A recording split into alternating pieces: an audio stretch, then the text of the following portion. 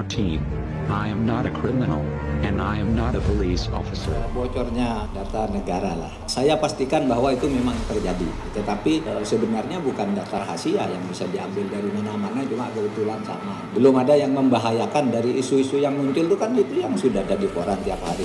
Nggak ada yang rahasia negara itu. Jadi akan ada Emergency Response Team dari BSSN, Kominfo, Polri, dan BIN untuk melakukan asesmen berikutnya. Bang Mardhani, meskipun pemerintah mengakui ada kebocoran tapi tidak membahayakan yang diumbar oleh Bjorka ini. Menurut Bang Mardhani seperti apa?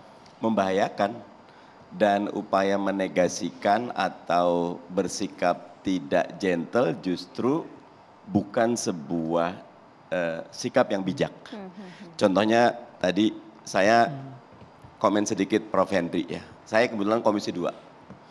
Ada data yang katanya punya KPU ya. Iya. Di mana ada bukan cuma nama, data pemilih, nik, kartu keluarga, plus TPS-nya gitu lah. Karena memang di KPU semua partai politik harus mendaftarkan anggotanya ke SIPOL, Sistem Informasi Partai Politik kita. Dan tadi saya lihat, walaupun saya tidak serius, itu 1 juta lebih data sampelnya yang beberapa menyatakan benar. Antara nik, nama, apa. Tapi 4 hari lalu saya ketemu KPU, ini data Anda nih bocor. Tidak, kami tidak bocor. Berarti saya nanti akan melakukan RDP ulang. Dengan data yang ada, dikonfirmasi ulang, bocor atau tidak. Jadi valid atau tidaknya belum tahu? Versi KPU tidak. Tapi versinya yang beredar, datanya beberapa yang sampel itu valid. Tetapi saya mau keluar sedikit begini. Pemerintah bagaimanapun penanggung jawab utama. Dan saya tidak minta maaf untuk mengatakan itu Bang Ade ya. Karena memang tugas negara melindungi kita untuk peduli lindungi, bisa masuk peduli lindungi, wajib masukkan semua. Untuk registrasi SIM card kita masukkan. Untuk SIPOL, partai politik wajib memasukkan. Ketika warga negara sudah memberikan datanya, maka tugas negara wajib menjaga. Makanya kalau buat saya Bjorka bisa jadi penjahat, tapi bisa jadi pahlawan. Pemerintah yang mana nih yang harus bertanggung jawab, Bang? Kalau tadi Bang Fadlizon mengatakan yang terdepan karena saya Komisi 2, dia Komisi 1, bab data ini banyak di Komisi 1. Teman-teman Kominfo, teman-teman BSSN, dan timnya punya kewajiban. Bedanya Prof. Henry, kalau bocor 1-2 tidak masalah. Tapi kalau gelondongan seperti itu dan dia bisa tampilkan di publik, saya agak khawatir bahwa harapan saya sih Bjorka terus aja keluarkan. Untuk kita tahu selemah apa kita. Sehingga tidak perlu malu kok. Karena Bjorka ini kan baru datang belakangan. Dulu Snowden dengan Wikileaks-nya sudah ada. Teman-teman yang menelisik Panama Paper juga ada. Teman-teman Tempo dengan investigasinya, dengan jejaringnya itu beberapa kali. Ini adalah bentuk bagaimana warga negara terlepas dia baik atau buruk itu bisa mengontrol negara. Agar negara hadir, memperbaiki diri, merapikan sistem, anggarannya gede kok. Berapa bro? Kominfo? 20 lebih ya? 26 triliun, besar sekali gitu loh. Ya kami Kemendagri cuma 7 triliun gitu loh. Dan besar. Dan jadi negara yang direpresentasikan oleh presiden tentu. Karena orkestratornya presiden, menteri-menteri. Akui ada kebocoran dan kami malah dengan dibentuk tim itu membuktikan ini masalah serius. Dan saya pengennya 3 hari ini kita akan buktikan siapa Bjorka atau kita akan lumpuhkan Bjorka. 3 hari ke depan tim ini sudah bisa untuk merapikan. Mesti ada target yang jelas karena kalau tidak tadi Mustafa Nahra bilang ini boleh jadi doxing, boleh jadi appetizer. Tetapi kalau dia mau serius, dia bisa kok masuk menghacker PLN. Tapi nggak kebayang kalau jelang tahun politik nanti pesta demokrasi 2024 bagaimana itu ya Bang Mardhani ya? Sampai sekarang karena undang-undang pemilunya tidak dirubah, basis perhitungan bukannya elektronik, basis perhitungannya tetap manual. Jadi dari TPS kita ke kecamatan, di situ di verifikasi bareng-bareng ke kabupaten. Jadi berjenjang. Kalau itu secara umum aman. Secara umum aman. Tetapi kalau data itu masuk, kalau kita ambil yang lebih bisa bagaimana Donald Trump, semua survei bilang Donald Trump kalah lawan Hillary Clinton. Tetapi dengan mendapat 50 juta dari Cambridge Analytica data, dia bisa spesifik campaign. Kalau saya white, umur 25, pengen kerjaan, saya Donald Trump, saya akan menjamin. Anda dapatlah, saya Muslim, saya akan jamin. Anda akan dapat izin bikin masjid, saya akan menjamin. Dan itu bisa spesifik campaign membuat orang yang tadinya mungkin masih ragu-ragu, apalagi di Indonesia kan, quote and unquote, party ID-nya lemah. Itu memungkinkan artinya untuk diimplementasikan di negara kita? Sangat mungkin dengan data-data yang ada ini. Jadi mengkhawatirkan dong tentunya ini? Mengkhawatirkan, karena itu negara tidak bisa menganggap ini sesuatu yang sepele. Tidak bisa menganggap dengan menegasikan. Bahasa Fadli tadi denial, nggak ada. Malah tim ini saya dukung, ayo buktinya mana. Dan kalau bisa yang lain jangan ngomong, tim ini aja yang ngomong. Prof. Henry, negara jangan menganggap sepele. Pertama ya, yang namanya data itu yang bertanggung jawab dalam tata kelola dalam sistem di Indonesia ya. Kalau kita masih menghargai undang-undang, di Undang-Undang ITE itu jelas tata kelola data itu keamanan dan keandalannya ada di penyelenggara sistem elektronik. Jadi kalau misalnya penyelenggara sistem elektroniknya itu KPU misalnya, maka yang harus tanggung jawab KPU. Jadi masing-masing lembaga itu. Masing-masing lembaga. Di Indonesia ini ada penyelenggara sistem elektronik yang sifatnya private dan ada sistem elektronik yang sifatnya publik. Publik itu biasanya dimiliki oleh pemerintah. Mudahnya begitu. Kalau private dimiliki oleh swasta. Ada berapa ratus ribu lembaga, perusahaan, bahkan macam-macam ya, itu punya sistem elektronik. Kalau itu semua harus tanggung jawab negara, maka bangkrut negara. Makanya Undang-Undang ITE buka pasal 15, keamanan dan keandalan data itu ada di penyelenggara sistem elektronik. Buka pasal 15, baca aja. Prof, tapi begini. Kenapa unit seperti dia bertanggung jawab, tapi tetap Kominfo dan BSSN yang diberikan anggaran khusus, SDM khusus, otoritas khusus wajib untuk membantu dan wajib untuk menjaga kalau membantu, data. Iya, kalau membantu negara memang harus itu kan. BSSN itu sejak 2017 dengan Perpres 53 2017 itu memang tanggung jawab terhadap cyber security untuk objek-objek vital nasional BSSN. Ya, dan itu diperkuat dengan PP 71 tahun 2019. Itu BSSN, makanya yang dipanggil Presiden BSSN. Kalau Kominfo itu tata kelolanya. Misalnya membuat regulasi tata kelola bahwa mereka harus daftar, itu Kominfo. Itu tata kelolanya. Saya tanya, kalau data dari Peduli Lindungi siapa yang bertanggung jawab? Peduli Lindungi sekarang wali datanya Kementerian Kesehatan. Tidak boleh Kominfo.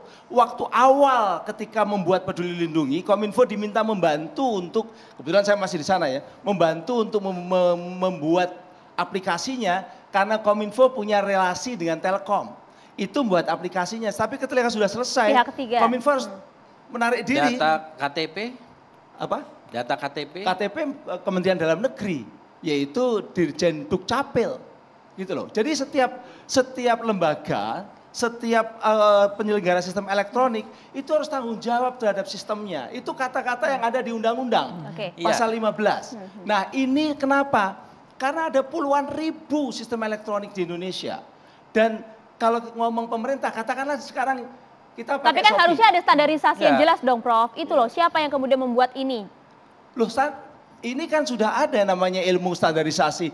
Pemerintah negara itu jangan sok pinter lalu bikin standar, nanti standarnya diikuti ternyata masih bolong. Pada intinya adalah data-data ini kan merupakan hak rakyat dan penyelenggara ya pemerintah termasuk yang mempunyai data-data besar yang sangat spesifik gitu ya. Dan misalnya sangat apa? Pribadi ya.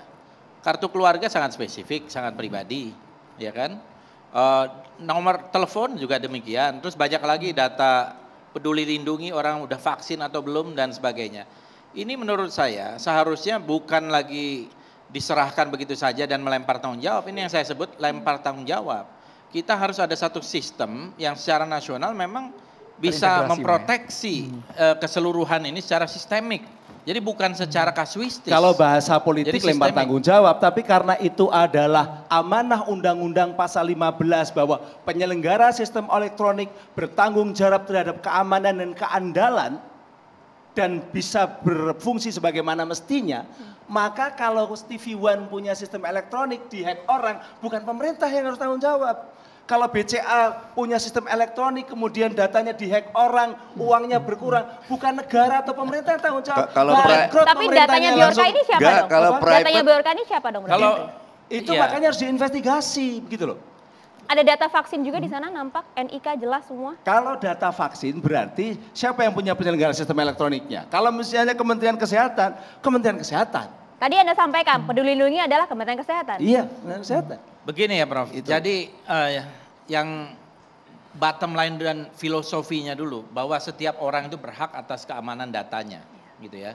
Dan keamanan data itu adalah hak gitu ya dari setiap warga negara yang menyerahkan itu kepada institusi-institusi, apalagi itu institusi negara.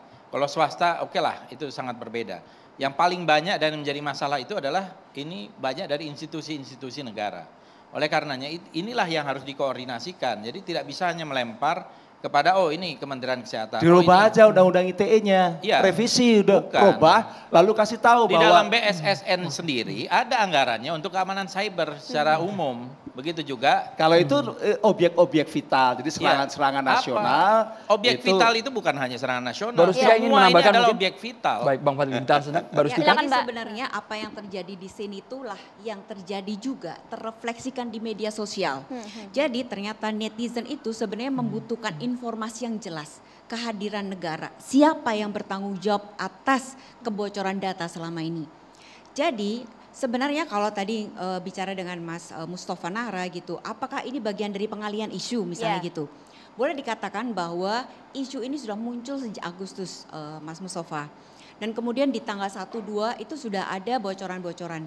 Tapi isu di media maupun di media sosial itu kecil.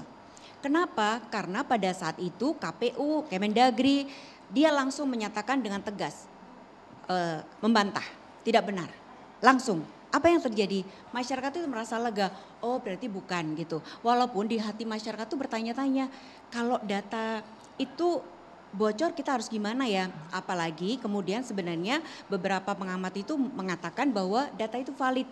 Sebenarnya pada saat inilah ada semacam gejolak di mata netizen gitu. Sebenarnya apa sih yang terjadi, benar atau enggak? Boleh sambil berdiri? Mbak, boleh mungkin jelaskan dulu data Anda ya Mbak ya. Nah kemudian yang terjadi itu adalah ada gejolak Mas Mustafa. Jadi pada tanggal 9, boleh sambil mendekat juga apa Mbak, kalau berkenan. Oke, waduh kok jadi banyak. Jadi agak lebih jelas ini adalah gejolak di lini masa yang Anda kemudian kumpulkan. Betul, ya. jadi sebenarnya ini kan data dari tanggal 1 sampai tanggal 12 semalam ya. Nah sebenarnya isu terkait dengan kebocoran data itu sudah muncul sejak tanggal 1, 2 itu semuanya udah muncul. Tapi kecil sekali. Kenapa tiba-tiba terjadi lonjakan di sini? Karena ada statement dari Menteri dari Kominfo terkait dengan bahwa NIK itu harus dipegang sendiri, kita harus tanggung jawab gitu kan. Nah itu membuat netizen itu merasa kecewa sekali. Kekecewaan itulah yang kemudian langsung dimunculkan. Di mana lagi dia harus bertanya kecuali di media sosial gitu kan. Media sosial yang dipilih pun apa? Twitter. Jadi kita lihat bahwa ada 170.000 percakapan dari 75.000 akun. Itu adalah satu angka yang cukup besar dan hampir semua mempertanyakan. Responnya seperti apa Mbak? Dan responnya itu ada 4. Jadi dia adalah fear, dia juga dia takut, anticipation gitu ya. Mereka tuh netizen tuh khawatir gitu. Ini ada kebocoran data. Apa yang terjadi? Mereka juga surprise gitu. Kok bisa sih data-data bisa dibongkar seperti itu? Bagaimana nasib negara ke depan seperti itu? Jadi netizen itu sangat khawatir sekali gitu. Nah, sebenarnya apa yang menarik lagi di sini? Jadi awalnya itu kan kita bicara tentang netizen itu bagaimana menjaga data. Tetapi kenapa dia menjadi sangat seksi? Karena dia masuk ke jalur politik. gitu. Dia kemudian masuk dan membawa nama-nama besar di dalam politik dan menyebabkan akhirnya orang langsung kembali tertarik. Iya, gitu. nampaknya punya panggung bahkan ya di media sosial. Betul Biorka sekali, ini, dia Mbak. punya panggung yang luar biasa. Kenapa punya panggung yang luar biasa? Karena sesuatu yang misterius itu selalu menimbulkan spekulasi gitu kan. Siapa sih Biorka itu gitu. Nah, ada lagi fenomena yang menarik, kenapa ketika kita bicara tentang Biorka, ternyata isu ini hanya ramai luar biasa di Twitter. Wow. Dia di Facebook sangat kecil. Dan kalau di Twitter itu mereka bertanya gitu, bisa nggak lu spill Mbak Puan? Lu bisa nggak spill apa namanya Mas Denny Siregar? Lu bisa nggak spill? Itu semua dijawab. Tapi beda ketika kita buka di Facebook, apa yang ditanyakan oleh masyarakat? Wiji Tukul gimana? Beda sekali gitu. Dan ini adalah satu fenomena yang menarik, artinya apa? Kalau di media Facebook mereka lebih bicara tentang sesuatu yang kita harus ngapain ya, ini ada kebocoran data. Tapi kalau di Twitter itu sangat luar biasa liarnya gitu. Nah kemudian kalau di TikTok lebih menarik lagi. TikTok itu secara jumlah kecil tetapi ternyata secara engagement luar biasa. Dan ketika bicara tentang Biorka, TikTok yang terbanyak mendapatkan engagement adalah TikTok dari Mas Andromeda. 1,2 juta. Apa sih yang diharapkan Padahal saya cuma oleh merangkum netizen? berita loh itu Mbak ya. Tidak Iya. mengarahkan opini ya Mbak Tidak Rustika mengarahkan ya. opini. Tapi apa? Sebenarnya ini adalah menjawab gitu loh. Menjawab keresahan masyarakat Pak Henry. Masyarakat itu tidak tahu ini ada kebocoran data. Siapa yang harus bertanggung jawab. Apa yang harus kita lakukan. Yang diharapkan itu adalah apa? Negara hadir dan melindungi dia. Oke, artinya sejauh ini berarti statement dari pemerintah kurang memuaskan publik atau bagaimana? Betul Mbak? sekali. Nah tetapi gitu saya yakin bahwa ini kan hari ini Presiden sudah menyampaikan sudah ada tim khusus gitu ya untuk menangani kasus ini dan saya yakin pasti isu itu akan menurun. Kenapa? Masyarakat punya solusinya. Jadi kadang-kadang problemnya itu adalah di strategi komunikasi. Sebenarnya apa yang disampaikan oleh Kominfo terkait bahwa kalian harus menjaga NIK dan lain-lain itu adalah sesuatu yang benar. Tetapi momentumnya tidak tepat pada saat ini gitu loh. Karena apa? Yang dibutuhkan sekarang adalah ketenangan. Apa yang harus kita lakukan gitu. Oke. Ya. Baik, berarti memang suara yang saat ini terkumpul dari data temuan Mbak Rustika, mereka mempertanyakan juga kemana pemerintah saat ini, solusinya seperti apa. Sesaat lagi kita akan dalami hanya di catatan demokrasi pemirsa.